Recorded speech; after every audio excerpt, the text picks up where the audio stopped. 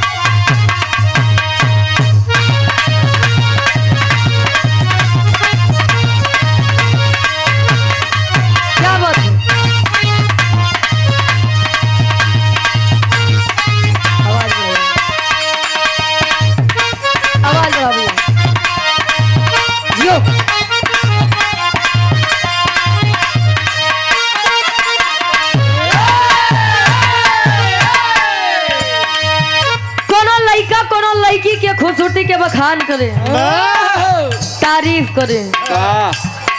ये गीत मार्केट में बड़ा तहलका मचाई रही। लड़का कहे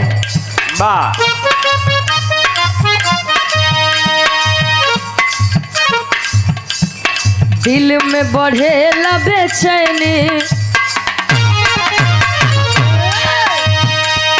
दिल में बढ़े ला बेचैनी, हल्का हल्का ये गोरी दिल में बढ़े ला बेचैनी, हल्का हल्का ये गोरी दिल में बढ़े ला बेचैनी, हल्का हल्का ये गोरी दिल में बढ़े ला बेचैनी, हल्का हल्का ये गोरी।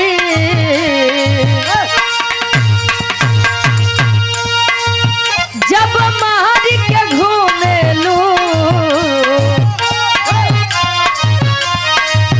जब मार के घूमे लूं, लिपस्टिक ललकाए गोरी, जब मार के घूमे लूं, लिपस्टिक ललकाए गोरी, जब मार के घूमे लूं,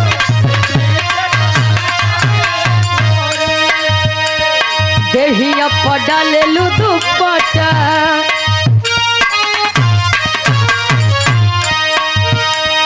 देहिया पड़ा ले लू दुपट्टा, माल मल का ये गोरी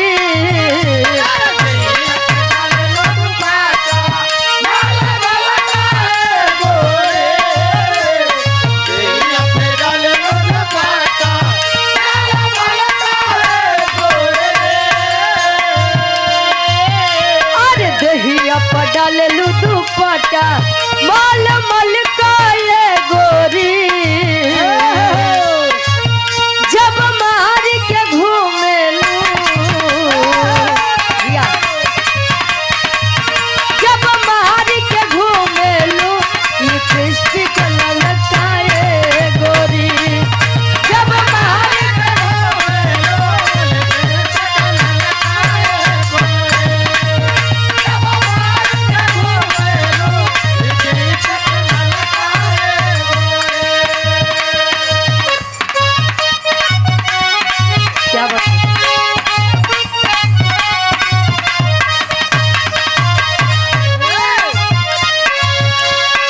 दुल्ही मनामन करे।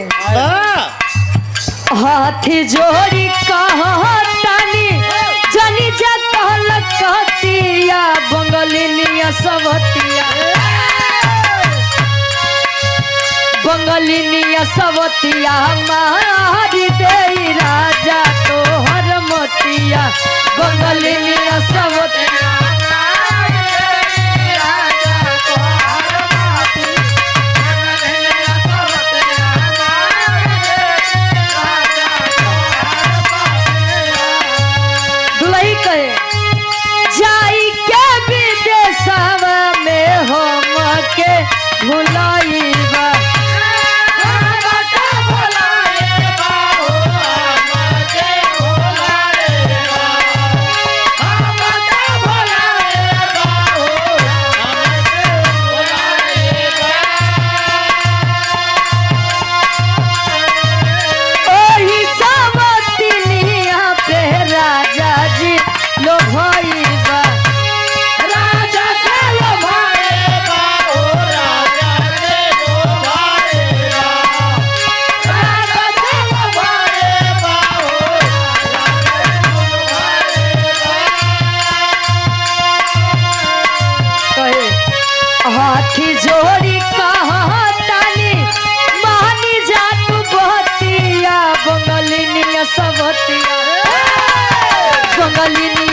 रतिया मार गई राजा तोहर मतिया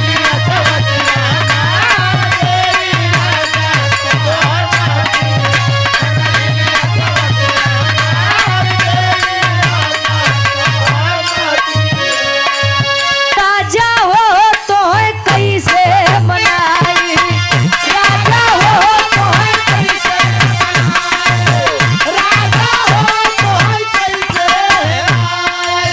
हेंगाई नहीं मनाई अरे रतिया में हमरे ना ला गया ऊंघाई दुल्हा हो आत्मा रूपी दुल्हन परमात्मा रूपी दुल्हा के वर्णन बा आई गीत के YouTube पे हमारी आवाज में आप लोग बड़ा सम्मान देता प्यार देता कहे अरे रतिया में हमरे ना ला गया ऊंघाई राजा हो तो कैसे मनाई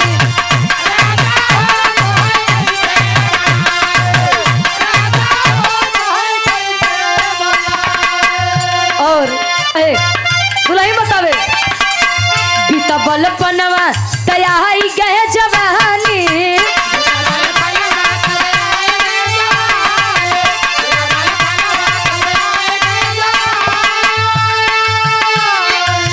अरे रही रही के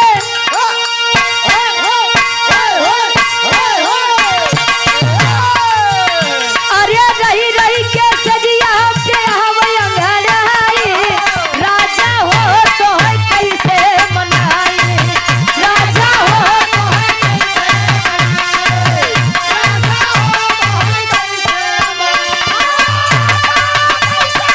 तो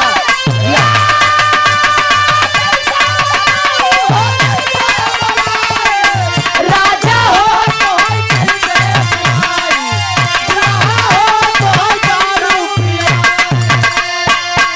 मतलब दुनिया के मेहरारू सोचत है हमारा दुल्हन नशा पताई से दूर रहा है तोहार वाली पूछत है का यार अच्छा अच्छा ए भैया गावे बजावे काय सुने में कोनो भी गलती कसूर भयो आप लोग अपन लड़किया बच्चा समझ के माफ किया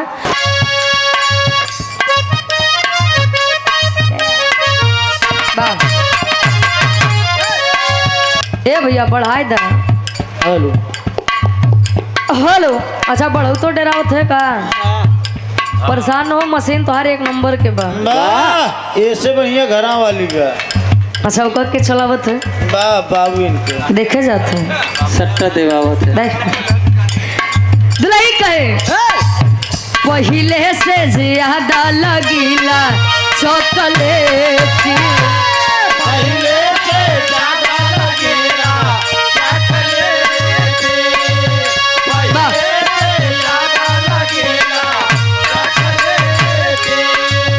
खाली दुइये महीना में बनल बापेटी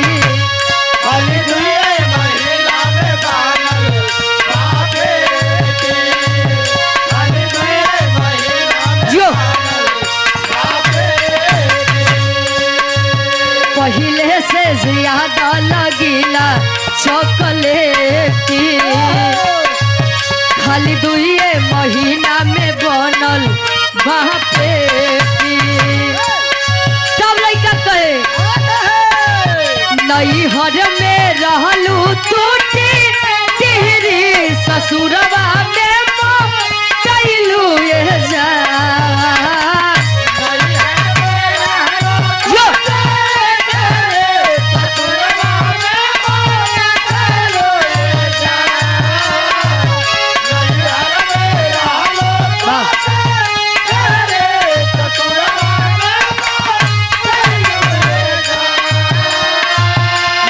हर में रहलू टूटी टिहरी ससुरवा में कैलू ये जान तला के सैये के बेलल रोटी खैलू ये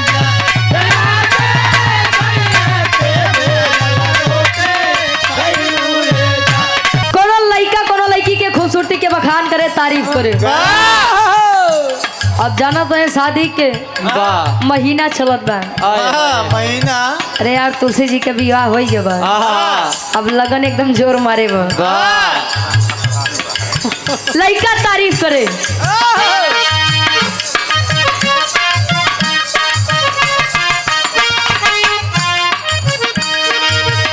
बड़ा झरले बाड़ू काजर मरले बाड़ू।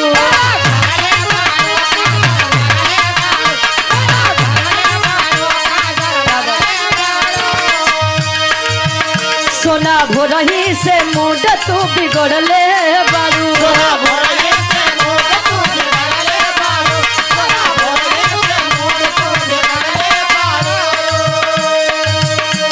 कहे बड़ा झरले बाड़ू काजर मरले बाड़ू।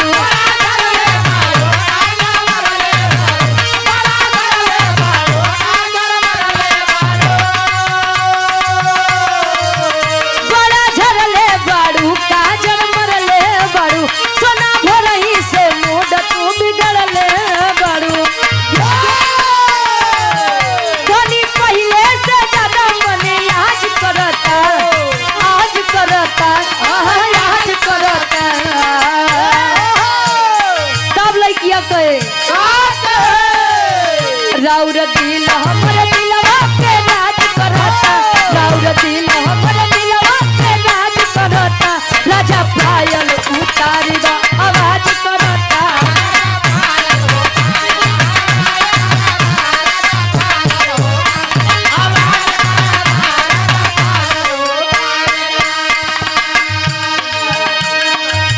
कहे लड़का दम दम डिगा डिगा मौसम भिगा भिगा।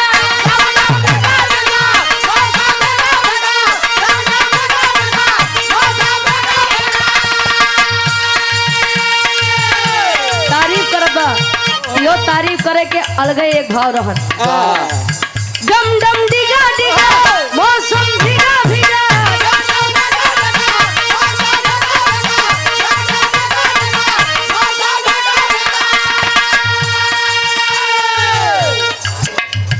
दम दम डिगा डिगा मौसम भिगा भिगा।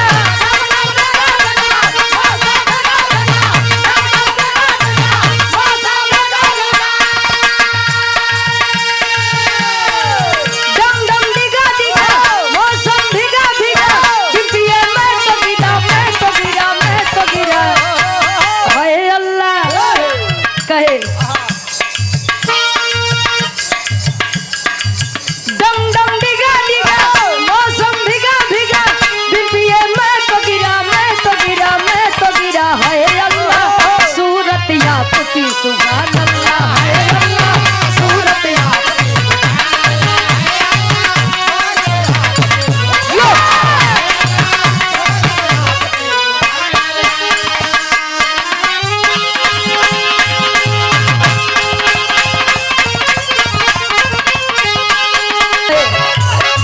जैसे राज चलवला से सापाऊ परिवेश ना होई। नेता के तनो केहू बनी लेकिन अखिलेश ना होई। नेता के तनो केहू बनी यो!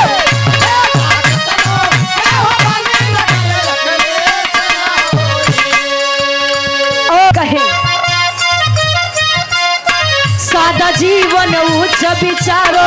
सादा जीवन उच्च विचारो उसमें कुछ तो विशेष है। सादा जीवन उच्च विचारो उसमें कुछ तो विशेष है। सादा जीवन उच्च विचारो उसमें कुछ तो विशेष है। बात पे अपने अडिग रहे यो, बात पे अपने अडिग रहे यो। रास जिनका मेष है। यो!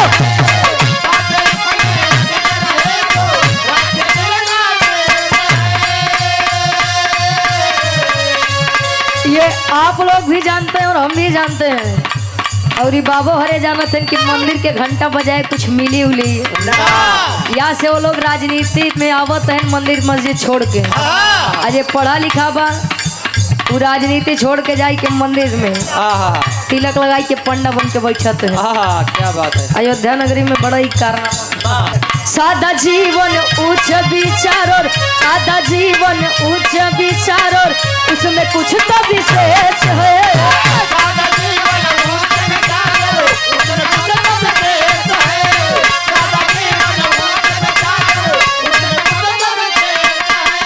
मेरी जोहर जबी तुझे मालूम नहीं, मेरी जोहर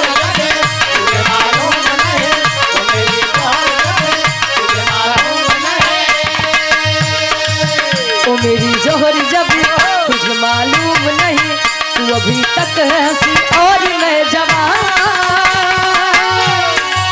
तुझ पे कुर्बान मेरी जान मेरी जान।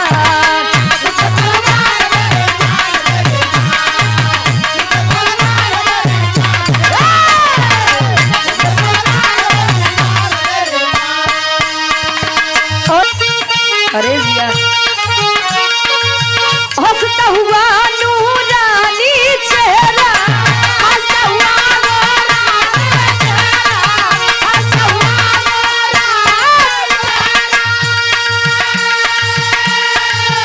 काली जुल्फे रंगे सुनहरा,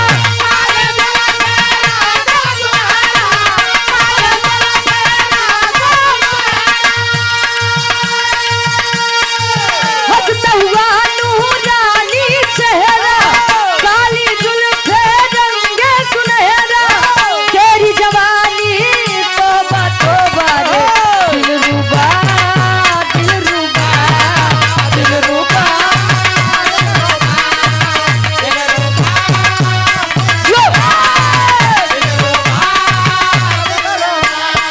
आशीर्वाद के छा रही। अरे तू याद न करेलू,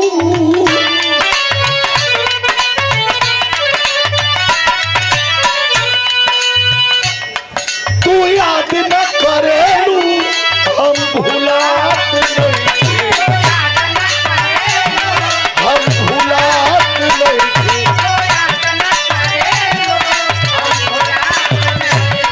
बाहुर लागे ना खाना, बाहुर लागे ना खाना, कहियो खात नहीं।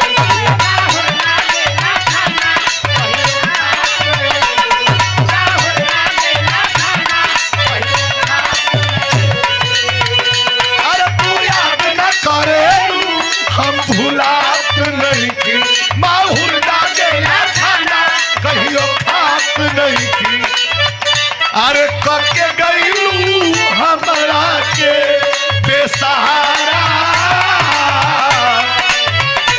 अरे कके गईलू हमरा के बेसहारा, अब तोके याद करके जान, अब तोके याद करके जान, रोवला दिलवा बेचारा, ओ अब तोके याद करके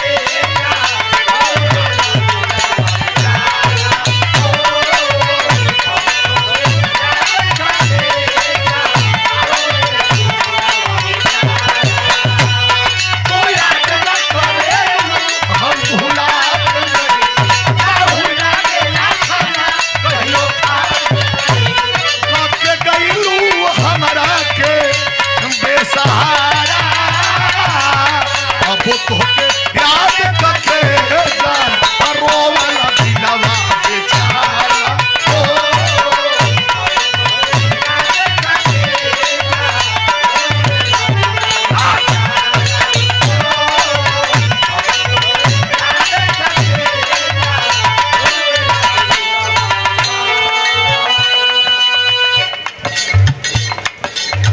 अब यही में बदल के नयका लड़का गावत हूँ। कैसे हमरा से मोहब्बत कैलू,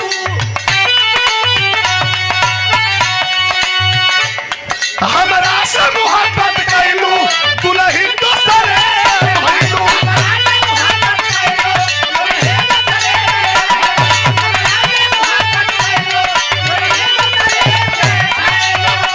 अरे हमरा से मोहब्बत कैलू, दुल्हन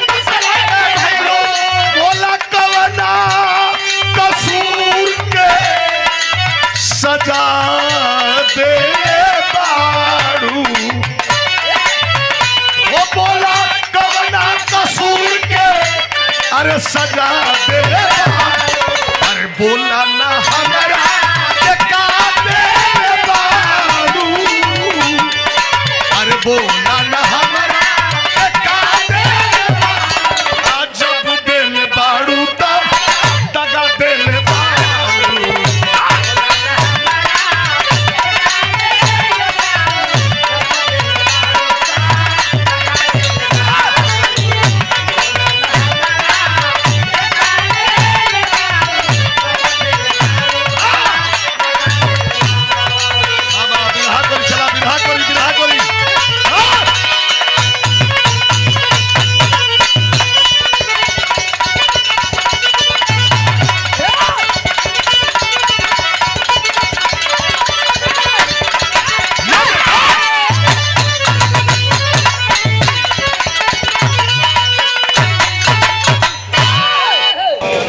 एक समाजवादी की दो ही लाइन का तनी अपने मंत्री जी के सम्मान में, आप लोग के सम्मान में बिरहा चाहे कोई करावे, यहाँ से लेके देवरिया गोरखपुर कौशाम्बी तक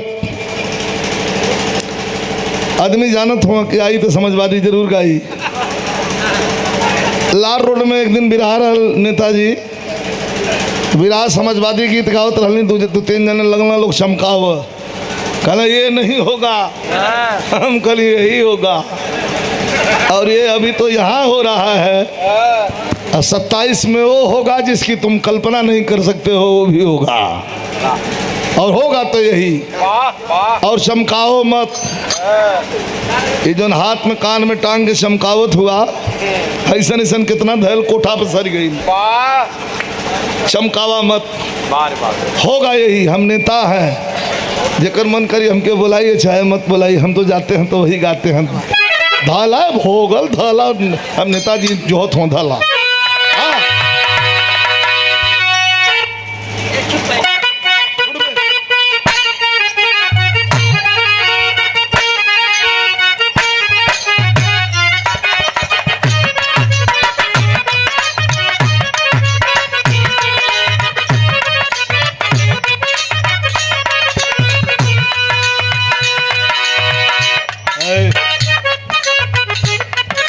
गाजीपुर से गाजियाबाद तक इस गाने की लहर रही माननीय मंत्री जी चुनाव में, और माननीय राष्ट्रीय अध्यक्ष जी के हर मंच पर आजमगढ़ मेरी ड्यूटी विशेष रूप से थी कि तुम यहीं रुको, और यह गीत चल रही थी। कौन? ये सपा का रंग है, ये सपा का रंग है, ये सपा का रंग है, ये सपा का रंग है, ये सपा का रंग है, ये सपा का रंग है। जिसे देख विरोधी हो गए, जिसे देख विरोधी हो गए, जिसे चढ़ गया, जिसे चढ़ गया, जिसे चढ़ गया, मुझे चढ़ गया सपा का रंग।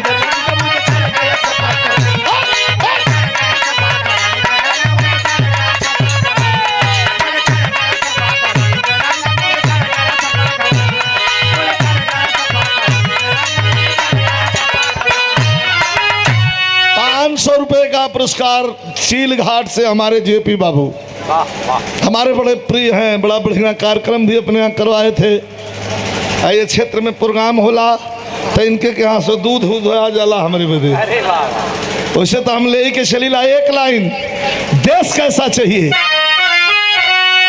माननीय मंत्री जी आपके पसंद की लाइन है ये। कौन देश कैसन चाहिए? संविधान से चलने वाला, अरे देश चाहिए।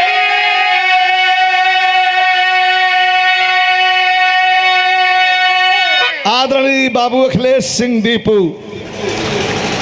₹500 का पुरस्कार दिए हैं। प्रधान जी, प्रधान जी, देश कैसा चाहिए कि संविधान से चलने वाला, अरे देश चाहिए। अरे मांग रहा है भारत, क्या मांग रहा है भारत? अरे मांग रहा है भारत, मुझे अखिलेश चाहिए कि मुझे चढ़ गया सपा, मुझे चढ़ गया सपा।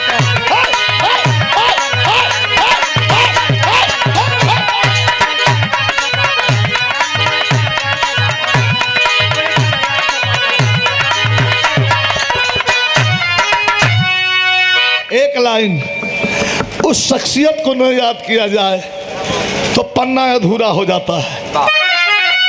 धरती पुत्र नेताजी ने समाजवाद को जोड़ा था,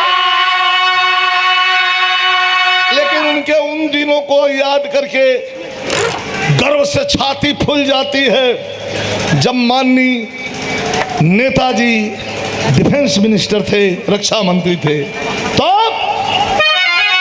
धरती पुत्र नेताजी ने समाजवाद को जोड़ा था और सियाचिन के बॉर्डर पे अफसोस, ये वही हिंदुस्तान है, ये वही हिंदुस्तान है। आज की भाषा और मर्यादाएं आप देख रहे हैं, मैं ज्यादा नहीं कहूंगा, आप खुद देख लीजिए।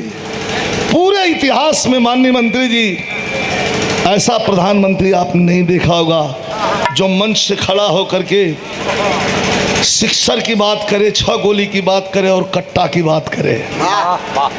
ऐसा प्रधानमंत्री हिंदुस्तान में पहली बार, इसके पहले कोई नहीं था। उनकी एक अपनी मर्यादा होती है। और बिहारी गौले वहां सो गाना वो गनवा के उठ के दोहरा होते, कितना हद तक गिर जाएगी यह राजनीति। इसलिए कभी कहते हैं नेताजी को याद करके आंखें भर जाती है कि धरती पुत्र नेताजी ने समाजवाद को जोड़ा था और सियाचिन के बॉर्डर पे, वही सियाचिन जहां नेताजी डिफेंस मिनिस्टर बन करके गए थे और चल रहे थे स्टेज पर, तब तक पाकिस्तानियों का फायरिंग शुरू हो गई। पाकिस्तानियों ने सीज फायर तोड़ दिया था। नेताजी ने पूछा ये आवाज कैसी हो रही है? ऑफिसरों ने कहा कि पाकिस्तान फायर कर रहा है। आधा मंच पर चढ़े हुए थे धरती पुत्र नेताजी मुलायम सिंह यादव नीचे उतर गए कि हम तुमसे स्वागत करवाने आए हैं। पाकिस्तान जब फायर कर रहा है तो तुम हमारा मुंह देख रहे हो, हमारे स्वागत के लिए तैयार हो? जवाब दो उनका। इतिहास में कोई ऐसा रक्षा मंत्री नहीं हुआ, मैं दावे के साथ लिख सकता हूं, वरना राजनीति का कुर्ता पैजामा उतार कर रख दूंगा। कोई नहीं हुआ ऐसा, इसलिए लिखना पड़ता है।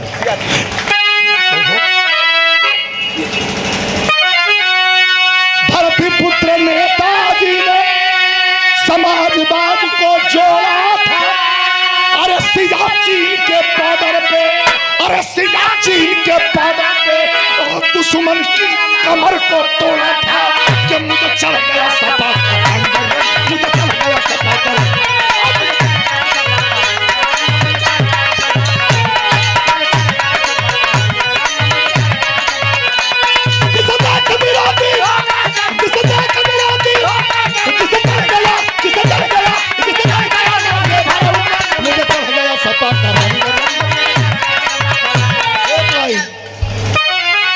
यही वो रंग है जो,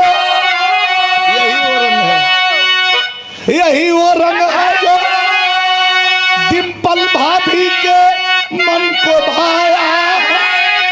डबल भाव है, डबल भाव है। यही वो रंग है जो डिंपल भाभी के मन को भाया है। अरे दिल्ली के पार्लियामेंट में, अरे दिल्ली के पार्लियामेंट में अरे खूब रंग जमाया है कि मुझे चढ़ गया सपा का रंग।